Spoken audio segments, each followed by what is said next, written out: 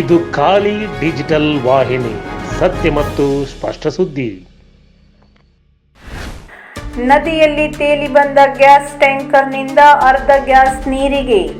ಸುತ್ತಮುತ್ತಲಿನ ಪರಿಸರದ ಸಂರಕ್ಷತೆಯ ದೃಷ್ಟಿಯಿಂದ ಈ ಕಾರ್ಯಾಚರಣೆ. ನದಿಯ ಸುತ್ತಲಿನ ಜನರನ್ನು ಸ್ಥಳಾಂತರಿಸಿದ ಜಿಲ್ಲಾ ಆಡಳಿತ.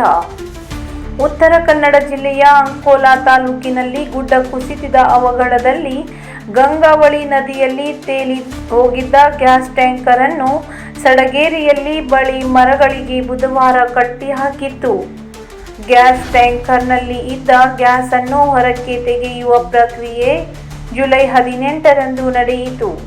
ಗ್ಯಾಸ್ ಟ್ಯಾಂಕರ್ನಲ್ಲಿದ್ದ 18 ಕ್ವಿಂಟಾಲ್ ಗ್ಯಾಸ್ ಅನ್ನು ಸುರಕ್ಷತೆ ದೃಷ್ಟಿಯಿಂದ ಹೊರಗೆ ಬಿಡಲಾಗಿದೆ ಎಂದು ಕಾರ್ಯಾಚರಣೆ ಭಾಗವಹಿಸಿದ್ದು ಅಧಿಕಾರಿಗಳು ಮಾಹಿತಿ ನೀಡಿದ್ದಾರೆ.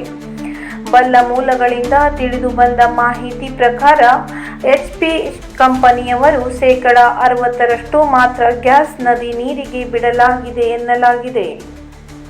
ಸ್ಥಳದಲ್ಲಿ ಅಗ್ನಿಶಾಮಕ ಸಿಬ್ಬಂದಿ, ಪೊಲೀಸ್ ಸಿಬ್ಬಂದಿ, SDRF, NDRF, HP ಕಂಪನಿಯ ಸಿಬ್ಬಂದಿ, ವೈದ್ಯಕೀಯ ತಂಡವು ಸ್ಥಳದಲ್ಲಿ ಬಿಡುಬಿಟ್ಟಿದ್ದು ಕಾರ್ಯಾಚರಣೆಯಲ್ಲಿ ನಿರತರಾಗಿದ್ದಾರೆ.